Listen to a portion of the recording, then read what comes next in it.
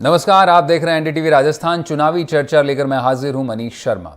राजस्थान के चुनावी रण में सबकी निगाहें भले कांग्रेस और भाजपा की पहली टिकट सूची पर हों, लेकिन सुर्खियां इन दिनों बड़े नेताओं के बयान ही बटोर रहे हैं। इसकी वानगी एक बार फिर प्रधानमंत्री नरेंद्र मोदी के वार और मुख्यमंत्री अशोक गहलोत के पलटवार में देखने को मिली। सोमवार को मेवाड़ की धरती से पीएम ने कहा कि गहलोत ने चुनाव से पहले ही हार मान ली है। तभी उन्होंने कहा कि बीजेपी सत्ता में आए तो उनकी योजनाएं बंद ना करे। अपने तंज भरे अंदाज में मोदी ने गहलोत को गारंटी दे डाली कि कांग्रेस की स्कीमें जारी रहेंगी। वहीं मारवाड़ के गांधी गहलोत ने भी अपने अंदाज में गांधी जयंती पर जवाब दिया कि राजस्थान की जनता को पूरी तरह एहसास है कि बीजेपी ने अपनी सरकार में पचपदरा रिफाइनरी से लेकर बीपीएल आवास योजना को किस तरह रोक दिया था और जनता इस बार छाछ को भी फूंक फूंक कर पिएगी। पीएम और सीएम के इस आमने सामने के भिड़ंत में आखिर खुद जनता इन सियासी वार और पलटवार को कैसे देखती है, इसी पर होगी आज की चुनावी चर्चा। हर दिन की तरह मेरे साथ दोनों पार्टियों के नेता जुड़ेंगे जिनसे हम सवालों के जवाब लेंगे। पॉलिटिकल एनालिस्ट भी जुड़ेंगे जो बताएंगे दोनों नेताओं के बयानों के क्या मायने हैं। कांग्रेस से मेरे साथ शुभदेव सिंह चौहान जुड़ेंगे और बीजेपी के शैलेंद्र सिंह गुर्जर भी हमारे साथ मौजूद होंगे। आइए उससे पहले आपको सुनवा देते हैं कि अलग अलग नेताओं ने, पीएम सीएम उन तमाम नेताओं ने आपसी सियासी वार और पलटवार में क्या कुछ कहा है। राजस्थान की जनता का संदेश कांग्रेस के नेताओं तक भी पहुंच चुका है। यहां मुख्यमंत्री गहलोत जी को भी पता है कि कांग्रेस सरकार की विदाई का काउंटडाउन शुरू हो चुका है। और आपने सुना होगा, इसका मेरे पास सबूत है। दिल्ली में बैठे हुए कुछ लोगों को भले भरोसा ना हो कि गहलोत जी जा रहे हैं, लेकिन गहलोत जी को खुद को भरोसा है कि वो जा रहे हैं। और इसलिए गहलोत जी ने भी एक प्रकार से भाजपा को बधाई दे दी है। आप देखिए, कांग्रेस के मुख्यमंत्री आजकल क्या बोल रहे हैं। वो अब आग्रह कर रहे हैं कि भाजपा सरकार बनने के बाद उनकी योजनाओं को बंद ना किया जाए, ऐसा कह रहे हैं वो। कभी कभी तो लगता है राजस्थान और छत्तीसगढ़ के बीच स्पर्धा चल रही है कि कहां सबसे ज्यादा हत्याएं होती है, कहां सबसे ज्यादा लूट होती है, कहां सबसे ज्यादा महिलाओं पर अत्याचार होते हैं। राजस्थान और छत्तीसगढ़ आजकल एक दूसरे की स्पर्धा में लगे हुए हैं। कभी कभी तो लगता है राजस्थान और छत्तीसगढ़ के बीच स्पर्धा चल रही है कि कहां सबसे ज्यादा हत्याएं होती है, कहां सबसे ज्यादा लूट होती है। तो देखा आपने किस तरह से आक्रामक अंदाज में अपने तंज भरे सुर में प्रधानमंत्री नरेंद्र मोदी ने अशोक गहलोत पर हमला बोला। तो इस चर्चा के लिए मेरे साथ बीजेपी के शैलेंद्र सिंह गुर्जर मौजूद होंगे, वहीं राजनीतिक विश्लेषक अविनाश त्रिपाठी भी मेरे साथ मौजूद होंगे और कांग्रेस से शुभदेव सिंह चौहान होंगे। आप तीनों मेहमानों का कार्यक्रम में बहुत स्वागत है। पहला सवाल मैं चौहान साहब आप ही से लूंगा। पीएम का ये बयान कि कांग्रेस ने खुद ही हार मान ली है, कांग्रेस के लिए बोल रहे हैं कि दिल्ली में भले आला कमान को भरोसा हो या ना हो, लेकिन गहलोत को भरोसा हो गया है कि वो जा रहे हैं, उनका काउंटडाउन शुरू हो गया। और वो क्यों ना कहें, क्योंकि सीएम ने बयान ही ऐसा दे दिया है कि उनकी योजनाओं को जारी रखने की पीएम गारंटी दे दें। इसके तो यही अर्थ माने जाए कि आपको जीतने पर खुद ही संदेह है।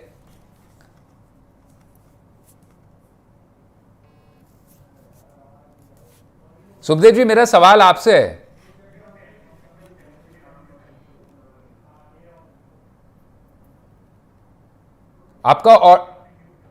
आपका ऑडियो शायद म्यूट है सुखदेव जी। ओके सॉरी जी, आपको सवाल आपने सवाल मैंने सुना है। बात यह है कि जो मुख्यमंत्री श्री अशोक गहलोत जी ने जो एक जाल फेंका था नरेंद्र मोदी की तरफ, इस दिल्ली की सियासतदानों की तरफ, उस बयान में वो खुद उलझ गए। उलझने का मतलब तात्पर्य यह है कि राजस्थान सरकार की जो अच्छी योजनाएं हैं, इसका मतलब कमोपेश प्रधानमंत्री नरेंद्र मोदी ये तो मान चुके हैं ना कि राजस्थान के अंदर योजनाएं अच्छी चल रही है। अभी तक तो राजस्थान का आमजन और राजस्थान की जनता ही कह रही थी कि विगत 4.5 साल से जो योजनाएं मुख्यमंत्री श्री अशोक गहलोत जी आम जन के लिए लेके आ रहे थे, हर गांव हर ढाणी तक पहुंच रहे थे, आज वो कम से कम भारत के प्रधानमंत्री नरेंद्र मोदी इस बात को लेकर के एक पक्का सबूत दे रहे हैं कि राजस्थान में योजनाएं अच्छी चल रही है और उन अच्छी योजनाओं को अगर हमारी सरकार आती है तो हम आगे इसको जारी रखेंगे। तो इस बात को तो हम मानते हैं कि प्रधानमंत्री नरेंद्र मोदी इस बात का सबूत दे चुके हैं कि राजस्थान में योजनाएं अच्छी चल रही है। और वो क्यों ना थे, उनको बहुत अच्छी तरीके से ज्ञात है कि राजस्थान पूरे भारतवर्ष का एक ऐसा राज्य है जहां पे 95% जो जनता है वो हेल्थ इंश्योरेंस से कवर्ड है, और वो भी 1, 2, 5, 10, 15 नहीं, पूरे के पूरे 25 लाख से है।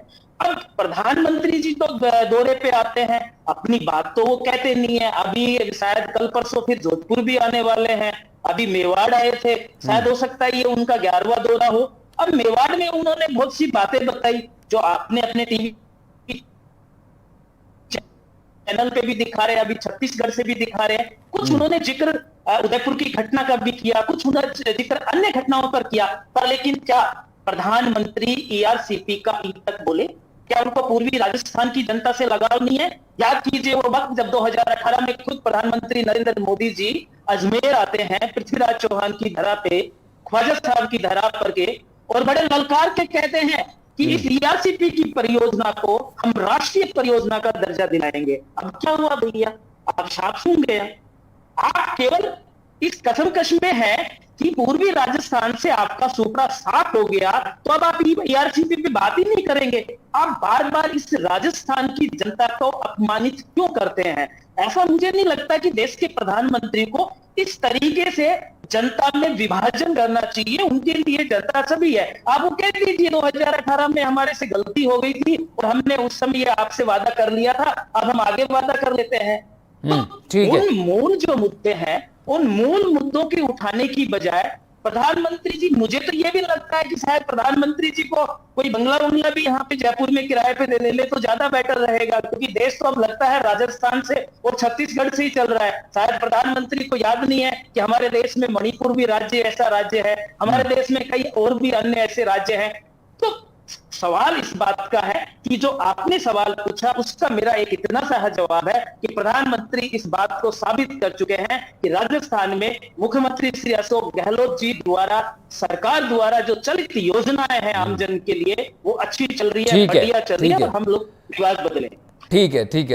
शैलेंद्र जी का रुख करूंगा, बीजेपी से हैं। शैलेंद्र जी, मेरा भी सवाल था, हालांकि कांग्रेस के प्रवक्ता ने खुद ही बोल दिया कि पीएम मोदी का कहना कि हम गहलोत की योजनाएं लागू रखने की गारंटी देते हैं, यानी बीजेपी ने आखिरकार ये तो मान लिया है कि गहलोत सरकार की स्कीमें अब अच्छी हैं और उन पर मोहर लगा दी है आपने कि वो जनहित में जारी रखने लायक हैं।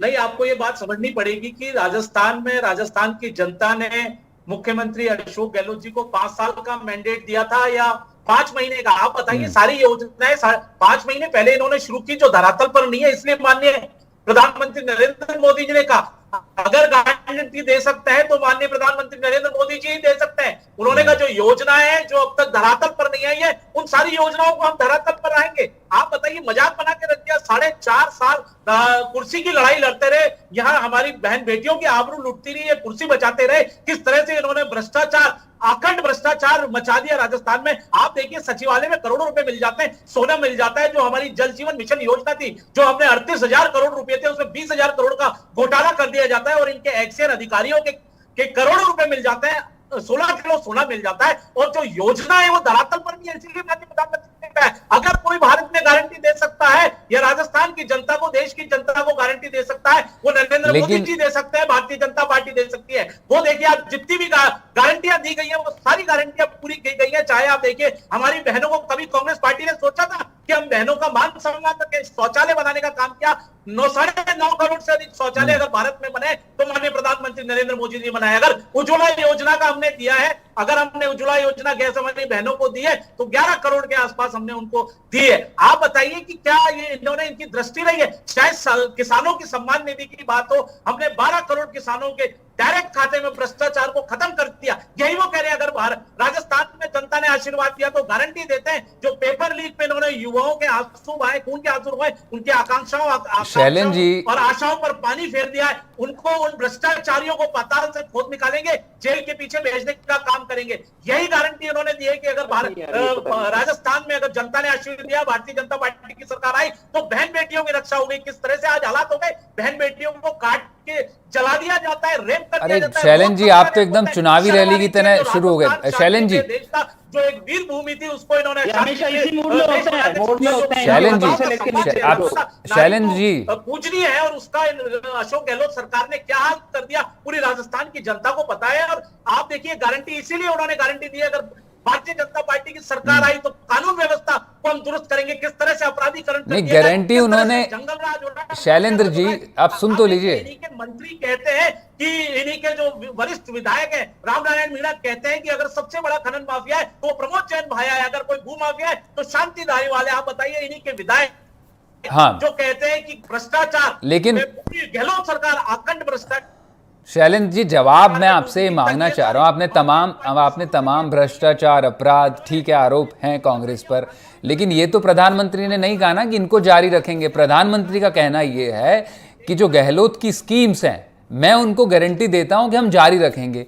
तो यानी ये तो आप मानते हैं कि गारंटी इस बात की दी जाती है जब कोई चीज़ अच्छी लगती है, आप उस पर कमिटमेंट शो करते हैं। तो पीएम का एक कमिटमेंट, पीएम का एक कहना कि वो योजनाएं, चिंता मत कीजिए गहलोत की, वो योजनाएं सारी जो है जारी रखी जाएंगी, तो वो योजनाएं, इसका मतलब बीजेपी को अच्छी लग रही हैं।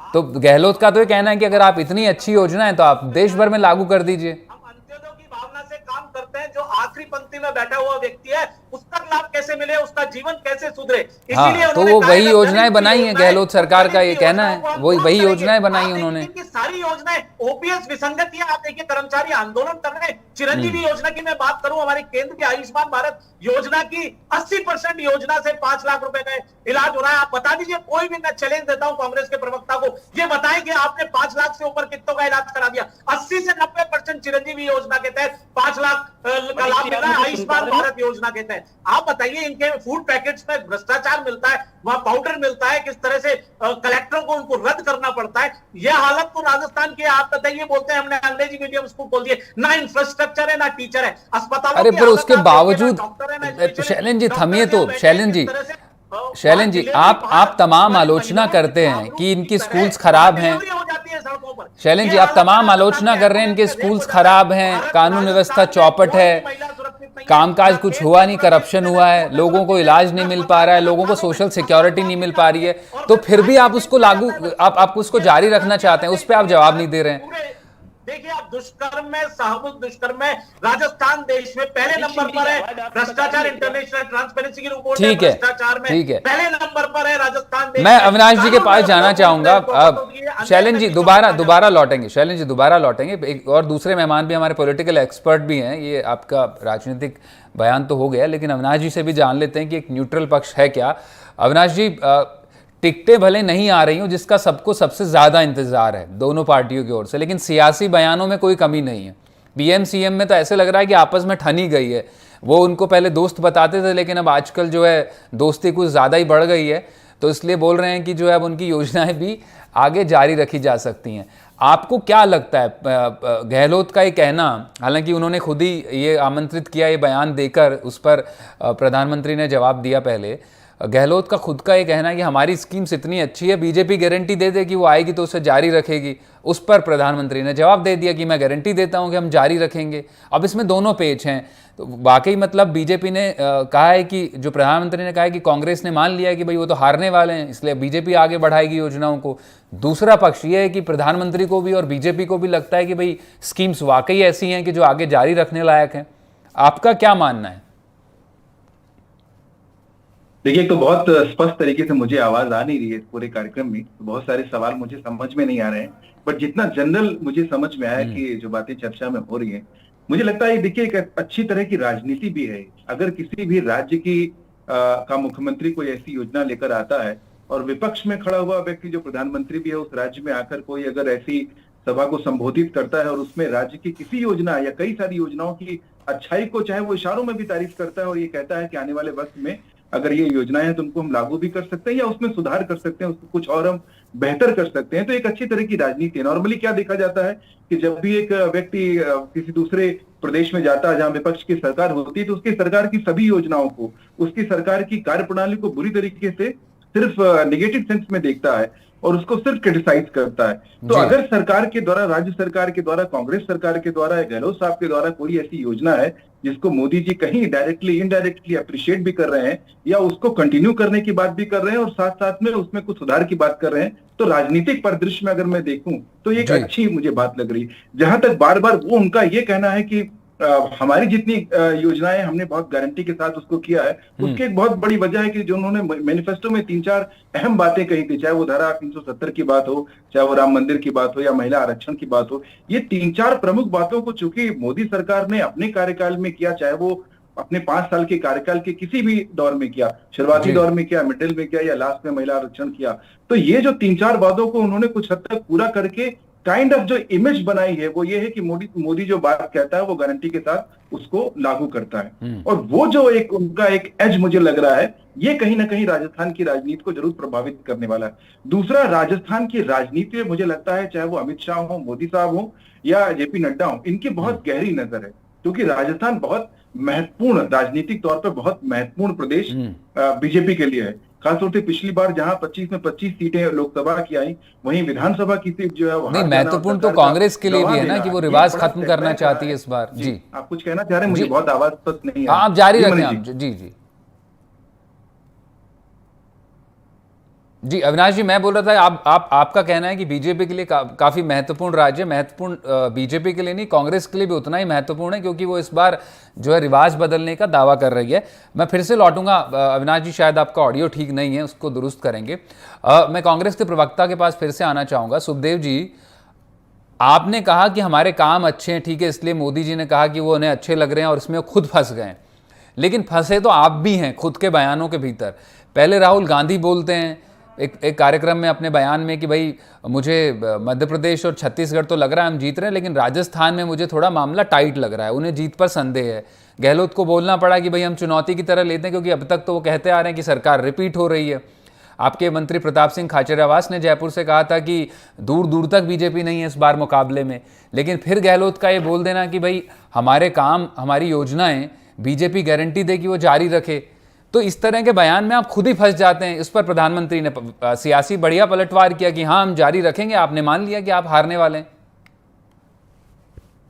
देखिए, इस सवाल का जो जवाब था वो मैं पिछले अपने वक्तव्य में दे चुका हूं। अभी जो आपने जो सवाल किया कि जो हमारे नहीं, मैं दोनों बयानों को लेकर चाह रहा हूं। इससे पहले बात राहुल गांधी के बयान को लेकर के भी आई, क्योंकि वो अब रिपीटेशन होगा ना, वो मैं पहले बता चुका हूं उस बयान को लेकर के कि भी प्रधानमंत्री और वर्सेस सीएम साहब का क्या रहा। अब जो संदर्भ आपने पूछा कि श्री राहुल गांधी जी ने ऐसा क्यों कहा, क्योंकि देखिए क्या होता है कि कई तरीके होते हैं जब कार्यकर्ताओं में, अपने नेताओं में जोश भरने के भी तरीके होते हैं। जिस हिसाब से राजस्थान के अंदर जो लीडरशिप है, उस लीडरशिप में जोश भरने, हम जैसे कार्यकर्ताओं में जोश भरने का भी एक तरीका होता है कि वहां पे कंटेस्ट है, और कंटेस्ट हमेशा हर चीज में होता है। ये राजनीतिक जो चुनावी समर है, उस चुनावी समर में क्या हम ये सुखदेव जी आप कॉन्टेस्ट की बात कर रहे हैं। सुखदेव जी एक मिनट, आप कॉन्टेस्ट की बात कर रहे हैं, आपकी खुद के मुख्यमंत्री, आप लोग लगातार बोल रहे हैं हम लोग 156 सीट लेकर आएंगे, फिर तो कोई कॉन्टेस्ट है ही नहीं। मैं उस बैकड्रॉप में जानना चाह रहा हूं कि आप खुद अपने बयानों में फंसते हैं। आप बोल रहे हैं कि वो बैकग्राउंड में मत पूछिए, आप तो 156 का दावा कर रहे हैं, आप 156 का दावा कर चुके हैं। हमारा बिल्कुल ये स्पष्ट है कि अब की बार हम बिल्कुल रिवाज बदलने जा रहे हैं, और उसका कारण जो है वो काम है, वो विकास है। मैं एक छोटा सा एक आईना, मैं छोटी सी एक पिक्चर दिखाना चाहता हूं कि कितना कार्यकाल हमारी सरकार में हुआ, कितना कार्यकाल जो पूर्व के अंदर जो बीजेपी। देखिए, स्वास्थ्य एक सबसे बड़ा आम लोगों के लिए अगर कोई है तो वो स्वास्थ्य को लेकर के है। और आपको जानकर के हैरानी होगी कि जो नए उप स्वास्थ्य केंद्र बीजेपी सरकार के अंदर मात्र 7 खुले थे, हमने 1773 खोले हैं। ये सरकारी आंकड़े हैं, ये ना तो सुखदेव सिंह चौहान के आंकड़े हैं, ना ये शैलेंद्र जी के आंकड़े हैं, ना ये मनीष जी के आंकड़े हैं। और आपको ताज्जुब होगा कि नया जिला अस्पताल पिछली बार भाजपा सरकार के अंदर एक भी नहीं खुला था, जो अब की बार 77 खुले हैं। अगर हम नए उप जिला अस्पताल की बात करें तो उनकी संख्या 67 है। और दूसरी बात में सीएचसी से पीएचसी का कन्वर्जन अगर हम देखें तो पिछली सरकार में मात्र 36 हुए थे, अब की बार 540 जो प्राथमिक स्वास्थ्य केंद्र का प्रमोशन हुआ है। तो एक ये छोटी सी मैंने मिसाल पेश करी है कि हम कोई वैसे मुद्दे नहीं लेके जा रहे, हम स्वास्थ्य का मुद्दा लेके जा रहे हैं लोगों के बीच में, हम शिक्षा का मुद्दा लोगों के बीच में लेके जा रहे हैं, हम महंगाई का मुद्दा लोगों के बीच में लेके जा रहे हैं। अभी राजनीतिक विश्लेषक साहब बता रहे थे कि प्रधानमंत्री नरेंद्र मोदी अपनी सभी योजनाओं को या अपनी जो भी है वो गारंटी देने वाले हैं, मतलब वो जो गारंटी देते हैं वो हमेशा पूरी करते हैं। भैया 2 करोड़ प्रति वर्ष रोजगार की बात हुई थी, वो कौन सी गारंटी कहां फेल होगी आज तक पता नहीं चला। मोदी जी ने जब जब अपने भाषणों में जब जब अपने द्वारा कहे गए कथन पर आज तक वो लौट के नहीं आते हैं। कहा गया रोजगार का, उसके बाद में महंगाई 400 से चल करके 1200 पे चली जाती है सिलेंडर। जब 500 का सिलेंडर यहाँ दिया जाता है तो आनंद फानंद में उनको लगता है नहीं रे भैया बहुत ज्यादा हो गया, हम 200 बैक लाते हैं। उसके बाद में प्रधानमंत्री नरेंद्र मोदी जो हमारी राजस्थान की जो मुख्य योजनाएं हैं उनसे मुंह उठते हैं। युवाओं की बात करें तो आज अगर अग्निवीर योजना इतनी अच्छी थी तो उस मेवाड़ की धरा से, या जब सीकर आए थे जब भी हमने सवाल उठाया था तो प्रधानमंत्री को क्या अग्निवीर योजनाओं के बारे में बताना नहीं चाहिए या कहना नहीं चाहिए कि ये योजना इतनी अच्छी थी जिसकी वजह से जो सेना में भर्ती होने वाले जो युवा हैं उनकी संख्या में कमी कैसे आ गई। योजनाएं देखिए बहुत है, धरातल पे सभी योजनाएं काम कर रही है। उन सब हम योजनाओं को लेकर के धरातल पे जाएंगे, विकास के नाम पे बात करेंगे। और दूसरी बात है, मोदी जी कह रहे जोधपुर आ रहे हैं, आज छत्तीसगढ़ में भी थे, तो मेरा तो छोड़ के निवेदन है आप कास्ट सेंसस पे क्यों चुप है, इतनी चुप्पी किस बात की है? ठीक है, बोलिए ना जरा, जातिगत जनगणना पे क्यों नहीं बोलते? ठीक है, अभी जातिगत जनगणना पे बहस नहीं हो रही है। इतनी नफरत क्यों जी है? सुखदेव जी, मैं बीजेपी के प्रवक्ता का भी जवाब ले लेता हूं। सरकार ने अपना जातिगत आंकड़ा प्रचारित कर दिया, पेश कर दिया, उसके बाद में भी आप सुखदेव जी उस पर एक अलग बहस हम कल भी एक लंबा कार्यक्रम हम कर चुके हैं। मुख्यमंत्री कहते हैं ऐसा होना नहीं चाहिए। तो मेरा कहने का मतलब है कि आप उन सब मुद्दों पे बात करें जो मुद्दे आम जन के लिए हैं, वो जो मुद्दे ठीक है सुखदेव जी, ठीक है, मैं शैलन जी से भी जवाब ले लेता हूं। पचपदरा रिफाइनरी, बीपीएल, आवास, मुफ्त दवा, मेट्रो विस्तार, ये सब बड़े आरोप गहलोत साहब ने लगाए हैं आप पर शैलन जी कि हमारे ये तमाम काम थे जो बीजेपी ने अपनी सरकार में रोक दिए, और अभी भी जो वो गारंटी दे रहे हैं कि हम आपकी योजनाएं जारी रखेंगे, उन पर कोई गारंटी माननी नहीं चाहिए, क्योंकि कई सोशल सिक्योरिटी स्कीमें तो हैं। तो आप कैसे कह सकते हैं कि इन्हें लागू रखा जाएगा? देखिए, जहां तक रही सोशल सिक्योरिटी की बात, आप तो देखिए वो लगातार चली आ रही है। 750 रुपए तक दिया जा रहा था, इन्होंने 250 रुपए बढ़ाए। आप रही पेट्रोकेमिकल की जो बात ये बार बार कह रहे हैं, तो उसमें आपने देखा होगा किस तरह से ऑयल कंपनी से वापस एग्रीमेंट हुआ और उसमें कितना फायदा राजस्थान को मिला, क्योंकि इन्होंने बहुत हाई कॉस्टिंग पर उनके साथ समझौता कर लिया था, जिसको बाद में रेक्टिफाई किया गया, संशोधित किया गया। तो ये पूरी राजस्थान की जनता को पता है। और जो गारंटी भारतीय जनता पार्टी द्वारा जो प्रधानमंत्री नरेंद्र मोदी जी देते हैं, उनके नेतृत्व में दी जाती है, वो पूरी की पूरी हम लागू करते हैं। चाहे वो आपने देखा होगा राष्ट्रीय राजमार्गों का निर्माण की बात हो, चाहे रेलवे के आधुनिकीकरण की बात हो, चाहे टनल की बात हो, चाहे किसानों के सम्मान निधि की बात हो, चाहे युवाओं के, आपने देखा किस तरह से युवाओं को कौशल विकास के तहत 3.5 करोड़ युवाओं को हम प्रशिक्षित कर रहे हैं। मुद्रा लोन योजना के तहत 34 करोड़ लोगों को उसका लाभ मिला है, और किस तरह से स्वरोजगार डेवलप किया जा रहा है। तो जो परिकल्पना थी, चाहे वो महात्मा गांधी जी की परिकल्पना रही हो, स्वदेशी का, लोकल फॉर वोकल, या ठीक है शैलेंद्र जी, थोड़ा समय का अभाव है। नरेंद्र मोदी जी के नेतृत्व में भारतीय जनता पार्टी आगे बढ़ा रही है। और जहां तक रही बात गारंटी की, तो हम इसीलिए कह रहे हैं कि आप जितनी भी योजनाएं कांग्रेस पार्टी ने चलाई है वो भारतीय जनता पार्टी की योजनाएं थी। हमने भामाशाही योजना चलाई, ठीक है, लेकिन आप पर आरोप है कि वो तमाम योजनाएं जो गहलोत सरकार ने अपने कार्यकाल में शुरू की आपने रोक दी, और ये आरोप अभी भी है। आप तीनों मेहमान जुड़े हमारे साथ इस चर्चा में, बहुत बहुत शुक्रिया आप तीनों मेहमानों का। तो और जो है आपने देखा किस तरह से प्रधानमंत्री के पलटवार को लेकर के सियासी वार पलटवार लगातार चलते रहेंगे, और उसी पर हमारी आज चुनावी चर्चा थी, जिसे तीनों मेहमानों के जरिए आपने सुना। चर्चा में जुड़ने के लिए आपका बहुत बहुत आभार। बाकी तमाम खबरों के लिए आप देखते रहें NDTV राजस्थान। नमस्कार।